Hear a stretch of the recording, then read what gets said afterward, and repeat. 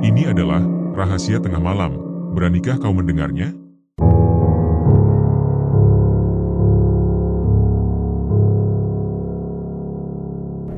Setelah menyelesaikan pendidikan di sekolah menengah atas, Nisa menghadapi kenyataan bahwa impiannya untuk melanjutkan studi harus tertunda.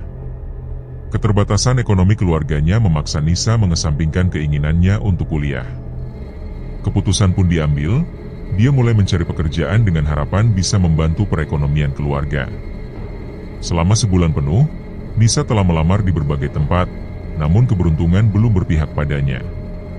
Setiap harapan yang muncul seakan sirna, hingga pada suatu hari, dalam perjalanan ke pasar bersama sang ibu, Nisa tak menyangka akan bertemu dengan seorang kakak kelas yang pernah dikenalnya. Percakapan singkat dengan kakak kelasnya itu membuka peluang baru. Ternyata, tempat kerja sang kakak sedang mencari karyawan baru. Meski pekerjaan yang ditawarkan adalah di sebuah warung makan, Nisa tidak merasa keberatan. Baginya, pekerjaan apapun akan diterima asalkan bisa memberikan penghasilan untuk keluarganya. Kesempatan ini tentu tidak akan dilewatkan. Sang kakak kelas segera menghubungi pemilik warung makan dan memastikan bahwa Nisa bisa datang keesokan harinya untuk melihat-lihat tempat serta membicarakan soal gaji. Rasa syukur membuncah di hati Nisa. Dalam bayangannya, pekerjaan ini mungkin menjadi titik awal yang baik bagi masa depannya. Hari berikutnya, pagi-pagi sekali, Nisa sudah bersiap. Rasa semangat memenuhi dirinya saat menunggu di depan rumah, menantikan jemputan dari sang kakak kelas. Setelah perjalanan panjang yang penuh harapan, mereka tiba di warung makan yang tampak sederhana namun tertata rapi. Nisa disambut dengan ramah oleh pemilik warung, seorang wanita parubaya yang dengan senang hati menjelaskan detail pekerjaan yang ditawarkan. Pekerjaannya tidak jauh dari apa yang biasa dilakukan Nisa di rumah. Ia pandai memasak, dan keahlian ini menjadi salah satu nilai tambah. Setelah melalui percakapan yang cukup singkat, Nisa pun diterima bekerja dengan gaji yang dirasa cukup, 1,5 juta rupiah per bulan. Syaratnya hanya satu, jika Nisa memutuskan berhenti sebelum sebulan bekerja, maka gajinya tidak akan dibayarkan. Sepanjang perjalanan pulang, pikiran Nisa dipenuhi oleh bayangan tentang reaksi kedua orang tuanya saat mendengar kabar baik ini. Setibanya di rumah, dengan senyum yang tak bisa disembunyikan, Nisa segera memberitahu ibunya tentang pekerjaan yang baru saja diterimanya. Rasa syukur terpancar dari keduanya, dan sang ibu dengan bijak mengingatkan Nisa untuk selalu bekerja dengan tekun dan penuh tanggung jawab. Nisa menyadari bahwa meski perjalanan ini baru dimulai, kesempatan ini adalah anugerah yang tidak ternilai. Setiap pagi dia harus berangkat lebih awal, menumpang pada sang kakak kelas, namun itu tidak masalah baginya. Yang terpenting, kini Nisa memiliki jalan untuk meringankan beban keluarga, dan dia siap menjalani hari-hari barunya dengan penuh semangat. Hari pertama bekerja bagi Nisa dimulai dengan semangat baru. Setelah menunggu kedatangan Susi di depan rumah, mereka segera berangkat bersama, seperti hari sebelumnya. Setibanya di warung makan, Nisa diperkenalkan kepada rekan-rekan kerja lainnya. Ada 2 orang karyawan lain yang telah bekerja di sana, seorang perempuan bernama Sana yang bertugas sebagai kasir dan seorang laki-laki bernama Asrul yang bertugas mengantarkan pesanan pelanggan melalui aplikasi WhatsApp. Dengan adanya Nisa, jumlah karyawan di warung itu menjadi 4 orang. Nisa ditempatkan di dapur, dengan tanggung jawab menggoreng lauk, menyiapkan minuman, dan mencuci piring-piring kotor. Hari pertama yang dihadapinya berjalan dengan penuh kejutan. Warung makan itu ternyata sangat ramai, terutama setelah pukul 10 pagi. Hingga malam tiba, warung tidak pernah sepi dari pengunjung, dan ini membuat Nisa harus merasakan lembur pada hari pertamanya. Pintu warung baru benar-benar ditutup sekitar pukul 10 malam. Setelah selesai, Nisa dan Susi langsung bersiap pulang. Sepanjang perjalanan, Nisa terkesan dengan kenyataan bahwa mereka sering pulang larut malam. Susi menjelaskan bahwa hampir setiap hari mereka harus lembur, hanya ada beberapa hari dalam sebulan di mana mereka bisa pulang tepat waktu. Nisa sempat merasa khawatir pulang malam sendirian, tapi Susi meyakinkannya bahwa dirinya terbiasa pulang malam dengan aman, apalagi ia memiliki kemampuan bela diri. Ketika mereka tiba di depan rumah, Nisa mendapati ayahnya sedang menunggu di teras. Kekhawatiran sang ayah karena Nisa pulang terlambat terlihat jelas dari pertanyaannya. Setelah menjelaskan tentang rutinitas lembur yang harus dijalani di tempat kerjanya, sang ayah berusaha memahami dan memberikan nasihat bijak agar Nisa tidak terlalu memaksakan diri. Meski begitu, ayahnya tetap merasa bangga karena Nisa sudah bisa mulai membantu perekonomian keluarga. Setelah membersihkan diri dan berganti pakaian, Nisa duduk bersama ayahnya di dapur untuk makan malam. Mereka berbincang ringan tentang pekerjaannya, dan ayah Nisa dengan penuh perhatian memastikan putrinya baik-baik saja. Ketika ayahnya menawarkan membuatkan teh jahe untuknya, Nisa menolak dengan alasan sudah terlalu larut malam. Akhirnya, setelah berbincang sejenak, mereka pun beristirahat. Keesokan harinya, seperti biasa, Susi datang menjemput Nisa untuk berangkat kerja bersama. Setibanya di warung, mereka disambut oleh bos mereka yang sedang bersiap pergi. Bos memberitahu bahwa hari itu Sana tidak bisa masuk kerja karena sakit, sehingga mereka hanya bekerja bertiga. Meski demikian, bosnya menjanjikan bonus sebagai bentuk apresiasi atas kerja keras mereka. Selama hari itu, meskipun hanya bertiga, Nisa, Susi, dan Asrul tetap menjalankan pekerjaan mereka dengan lancar. Nisa semakin terbiasa dengan ritme pekerjaan di dapur dan mulai beradaptasi dengan suasana yang selalu sibuk.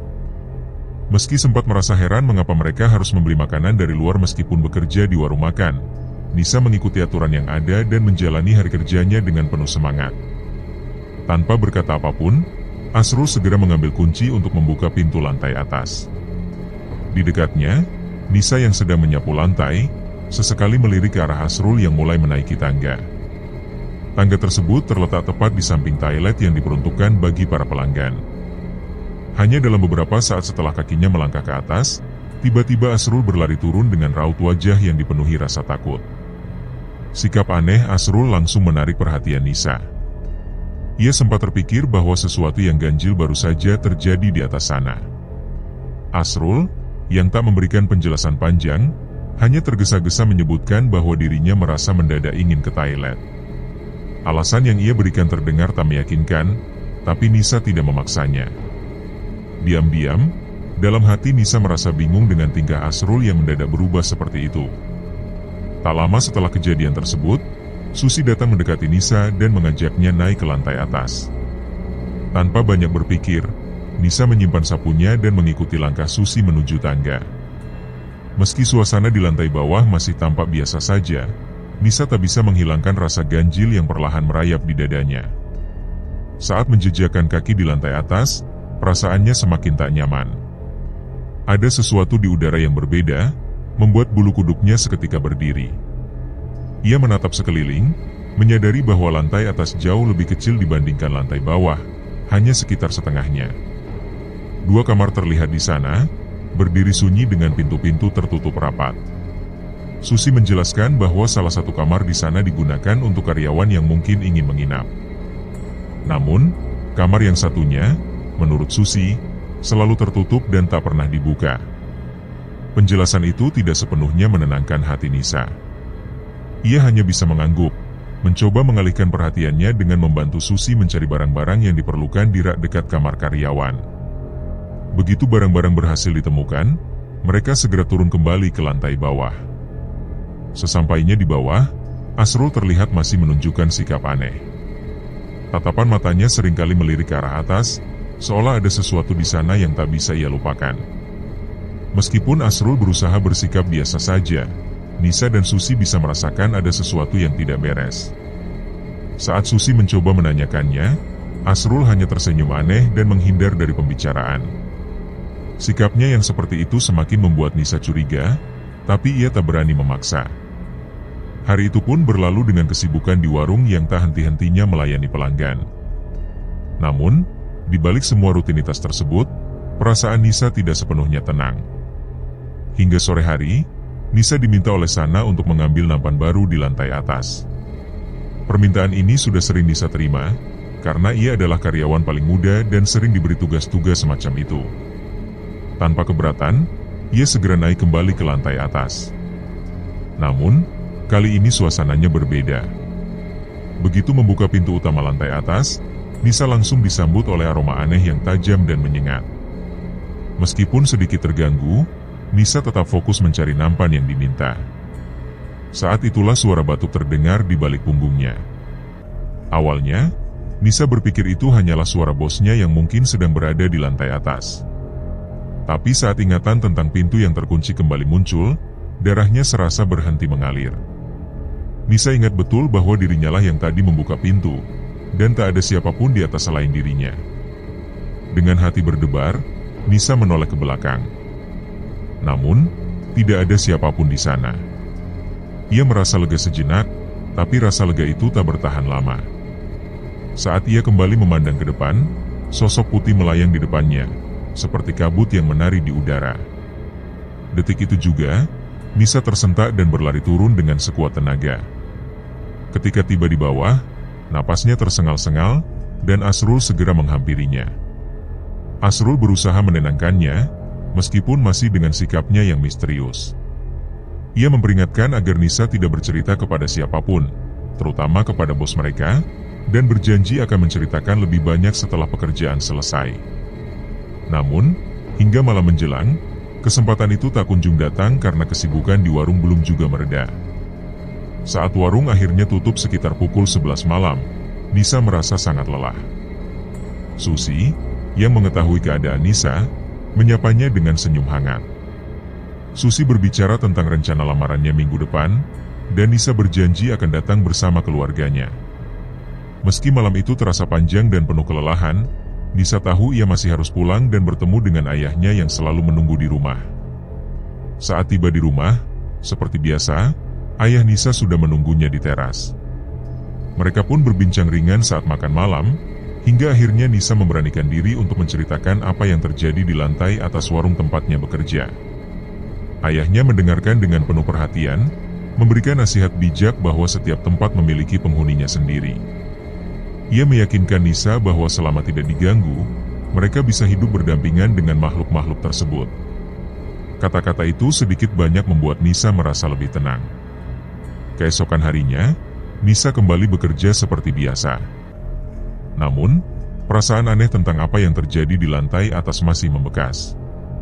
Meski hari itu berjalan dengan normal, peristiwa yang membuat bulu kuduknya berdiri tidak berhenti menghantui pikirannya. Saat senja menjelang, suasana di warung mulai ramai dengan pelanggan. Saat Nisa sibuk di dapur, tiba-tiba terdengar suara seorang anak kecil yang berteriak di antara para pelanggan. Ia menunjuk ke satu sudut warung, berulang kali menyebutkan bahwa ia melihat sosok pocong. Teriakan histeris anak itu mengganggu suasana warung yang tadinya tenang. Para pelanggan mulai melirik ke arah anak tersebut, sementara ibunya mencoba menenangkannya. Namun, anak itu terus saja berteriak dan bahkan mendorong piring-piring di atas meja hingga jatuh dan pecah berantakan. Keadaan menjadi kacau, dan bos yang biasanya ramah mendadak murka.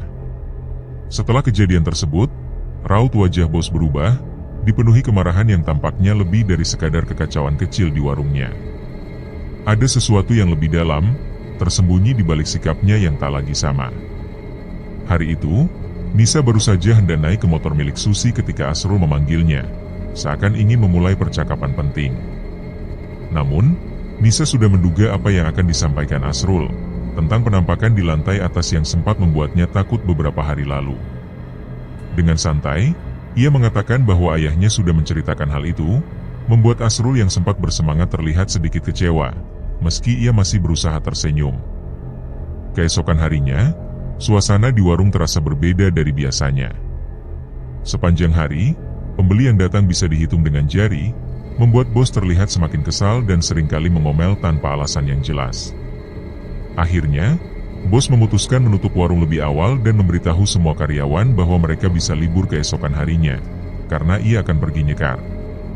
Mendengar hal itu, Nisa tentu senang karena bisa beristirahat seharian di rumah.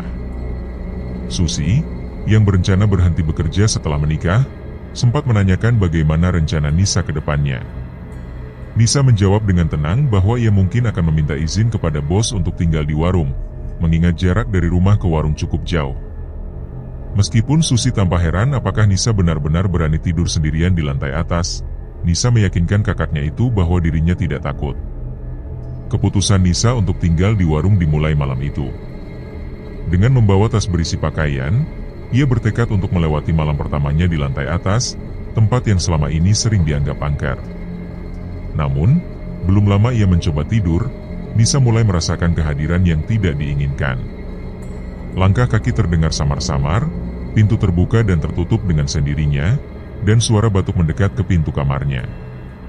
Nisa, yang mulai gelisah, berbisik pelan bahwa ia tidak berniat mengganggu apapun yang ada di sana. Anehnya, setelah ia mengucapkan itu, suasana kembali hening. Pagi harinya, Nisa bangun lebih awal dan segera membersihkan halaman warung. Ketika bos tiba, ia bertanya bagaimana tidur Nisa semalam.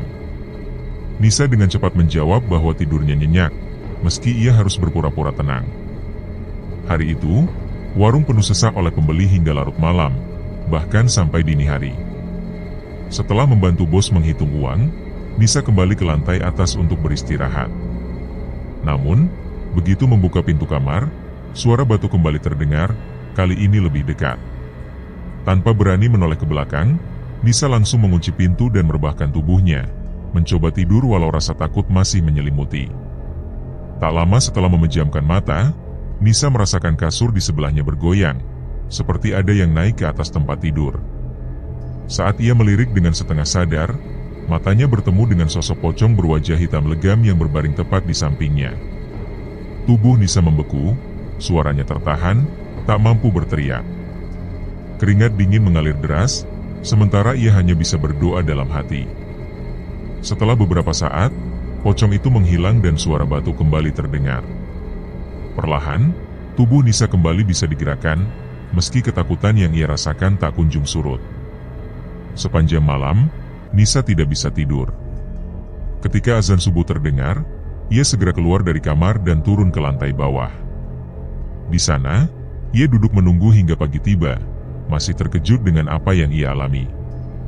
Asrul datang pagi-pagi sekali, dan Nisa langsung memintanya untuk menemaninya naik ke atas, meski hanya untuk mengambil baju. Setelah menjelaskan bahwa Asrul tidak perlu masuk kamar, pria itu akhirnya setuju untuk menemaninya. Untungnya, kali ini tidak ada gangguan apapun. Setelah mandi, Nisa dan Asrul mulai bekerja seperti biasa. Tak lama kemudian, bos mereka datang dan meminta Asrul untuk mengambil mangkok baru dari lantai atas. Dengan sedikit ragu, Asrul melirik Nisa, seolah meminta kepastian. Nisa, yang sudah memahami maksud tatapan itu, menawarkan diri untuk menemaninya ke atas. Namun, ketika mereka baru saja sampai di lantai atas, tiba-tiba terdengar suara pintu kamar terbuka dengan sendirinya, padahal tidak ada siapapun di sana selain mereka berdua. Nisa dan Asrul hanya bisa saling pandang ketika suara pintu kamar di lantai atas terbuka dengan sendirinya. Meski rasa takut jelas mengintai, Asrul mencoba terlihat tenang saat mengambil mangkok yang diminta bos mereka. Di tengah kesibukannya, Asrul menyempatkan bertanya pada Nisa mengapa ia tetap bertahan di warung itu, apalagi setelah Susi berhenti bekerja. Dengan nada pasrah, Nisa menjelaskan bahwa dirinya terpaksa tinggal di sana karena tak ada kendaraan untuk pulang pergi. Terlebih lagi angkutan umum tidak beroperasi hingga malam ke desanya. Asrul mengangguk tanda paham, dan mereka bergegas turun ke bawah setelah mengambil mangkok baru. Suasana warung yang sebelumnya ramai mulai terusik saat seorang pelanggan tiba-tiba mengumpat dan melempar piring ke lantai, menuduh pemilik warung melakukan pesugihan. Tuduhan itu menyebar cepat di antara pelanggan lainnya, membuat situasi semakin kacau. Meskipun bos Nisa dengan cepat membantah tuduhan tersebut dan menuduh balik bahwa pelanggan itu hanya mencari alasan untuk menghindari pembayaran, suasana tegang tidak bisa dihindari. Beberapa pengunjung yang merasa tidak nyaman memilih pergi sebelum menyelesaikan makan mereka. Malam harinya, rasa takut Nisa semakin bertambah ketika ia harus kembali ke lantai atas untuk tidur. Ia duduk lama di tangga, meragukan keputusannya untuk tetap tinggal di tempat itu. Meskipun berusaha menenangkan diri dengan berkata bahwa manusia lebih menakutkan daripada hantu, langkah-langkahnya terasa semakin berat saat ia menaiki tangga menuju kamar.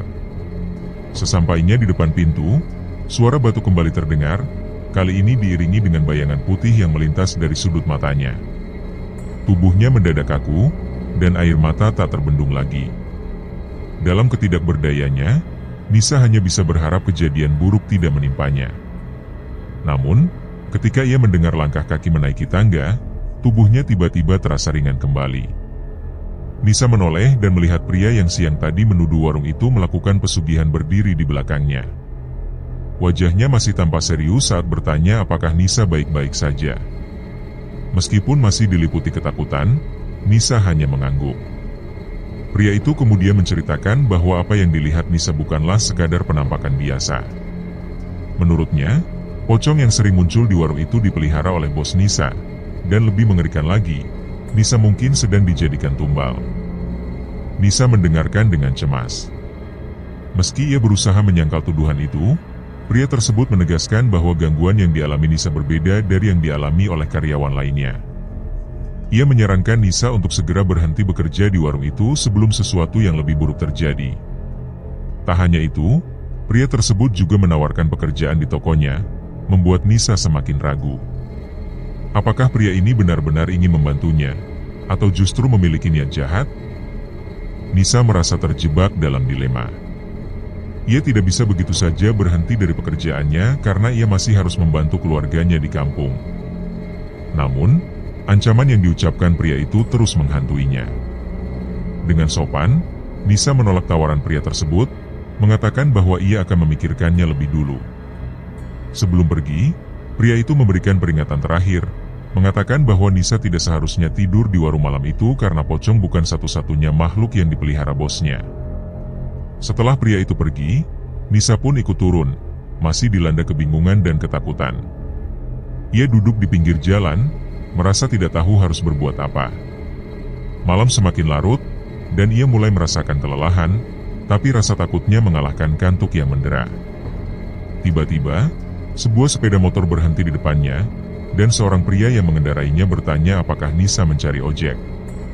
Nisa menggeleng pelan, menjelaskan bahwa ia tidak punya uang karena semua barang-barangnya tertinggal di warung. Pria itu menawarkan untuk mengantarkannya, khawatir dengan keamanan seorang perempuan yang duduk sendirian di jalan saat malam. Nisa sempat ragu, tetapi akhirnya ia menceritakan kejadian yang ia alami di tempat kerjanya. Pria itu mendengarkan dengan prihatin, tapi apakah ia benar-benar bisa dipercaya? Nisa masih belum yakin. Setelah menyadari keadaan yang dihadapi, Bapak tukang ojek terdiam sejenak, mempertimbangkan langkah apa yang paling aman untuk gadis muda di depannya. Situasi malam yang semakin mencekam di pinggir jalan membuatnya merasa bertanggung jawab. Ia menyarankan agar Nisa ikut bersamanya untuk menghindari potensi bahaya dari orang-orang tak dikenal yang mungkin lewat. Nisa, meski sedikit ragu, akhirnya menerima tawaran itu. Setiba di rumah Bapak tukang ojek, suasana sederhana dan bersahaja menyambutnya. Istri pria itu dan anak-anak mereka sudah terlelap di lantai tanpa kasur, namun sang istri tetap bangun, menyapa Nisa dengan ramah, mempersilakannya untuk tidur bersama mereka. Kelelahan dan rasa aman dari kehangatan keluarga itu membuat Nisa cepat tertidur. Namun, dalam tidurnya, mimpi buruk menyesakan menghampiri. Ia melihat bayangan kedua orang tuanya menangis di hadapannya, sementara tubuhnya sendiri terbungkus kafan, seperti pocong. Ketika terbangun dari mimpi itu, Nisa merasa tubuhnya kaku dan tak bisa bergerak, seperti ada sesuatu yang menahannya.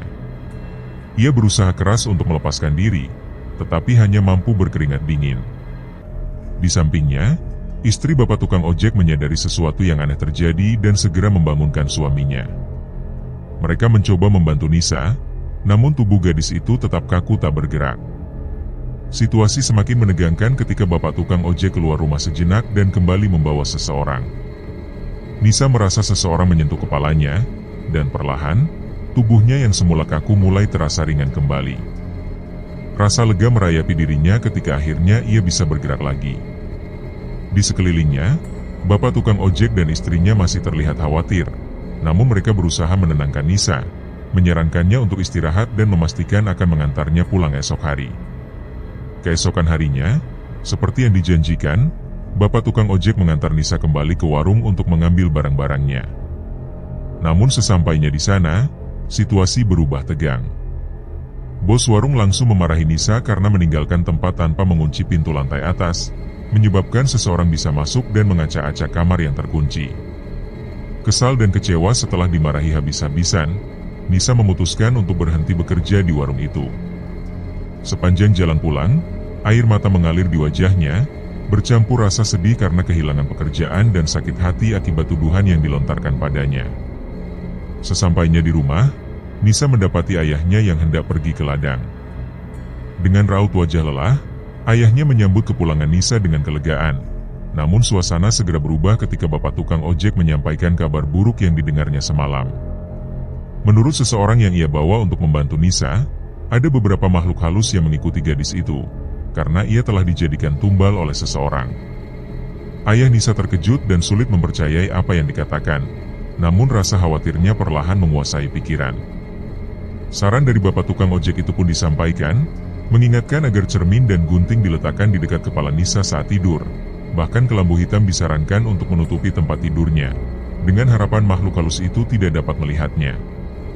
Ayah Nisa hanya bisa terdiam, cemas dan bingung, mendengar penjelasan tentang pesugihan yang diduga dilakukan oleh pemilik warung tempat anaknya bekerja.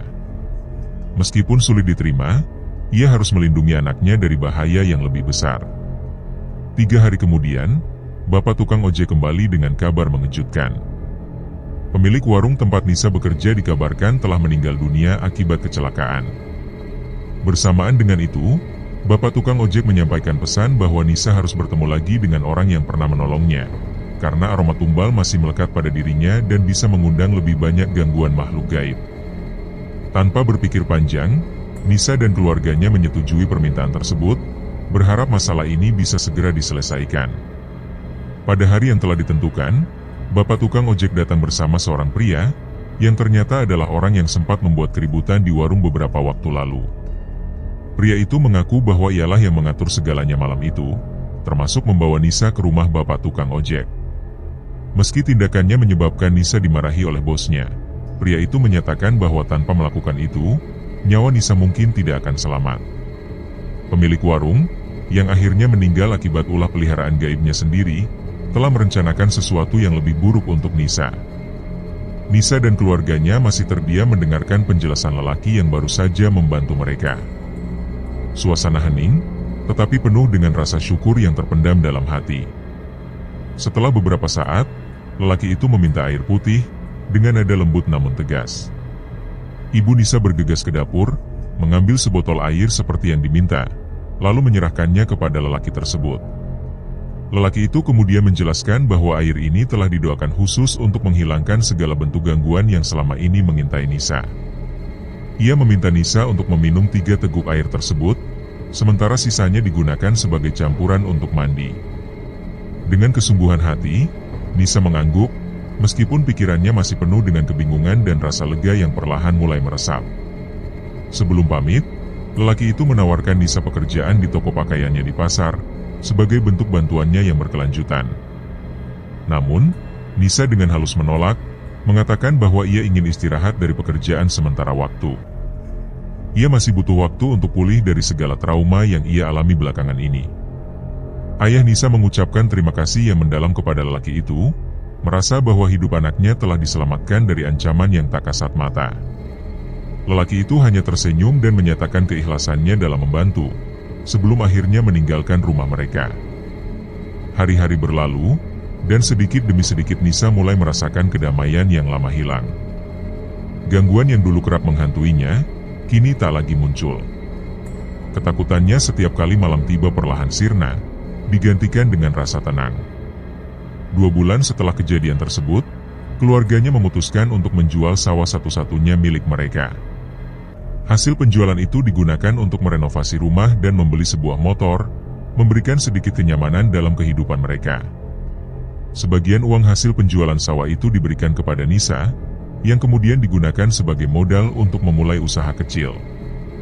Ia memulai dengan berjualan keliling di sekitar sekolah-sekolah, menawarkan makanan dan minuman kepada para siswa. Usaha kecil itu perlahan berkembang, hingga kini, di tahun 2024, Nisa telah memiliki beberapa cabang usaha di sekolah-sekolah sekitar. Ia bahkan mempekerjakan beberapa teman seangkatannya yang juga mengalami kesulitan hidup, membantu mereka mencari nafkah dengan menjaga kantin di beberapa sekolah. Keberhasilan Nisa tidak hanya mengubah hidupnya, tetapi juga keluarganya. Berkat usahanya yang berkembang pesat, ayahnya kini sudah tidak perlu bekerja lagi. Perjuangan dan dedikasi Nisa terhadap keluarganya akhirnya membuahkan hasil yang memuaskan. Pada bulan Januari, ia dilamar oleh seorang guru dari salah satu sekolah tempat ia berjualan. Rencana pernikahan mereka akan dilangsungkan setelah Hari Raya Haji, jika semuanya berjalan sesuai rencana. Kebahagiaan kini menyelimuti kehidupan Nisa dan keluarganya. Semua masa sulit yang pernah mereka lalui terasa seperti kenangan jauh yang semakin memudar. Setiap langkah yang dilalui Nisa kini terasa sebagai berkah yang membawanya kepada kehidupan yang lebih baik, penuh dengan harapan dan masa depan yang cerah. Dengan hati yang penuh syukur, Nisa menatap masa depan, yakin bahwa ia akan terus maju, menghadapi apapun yang datang dengan keteguhan hati.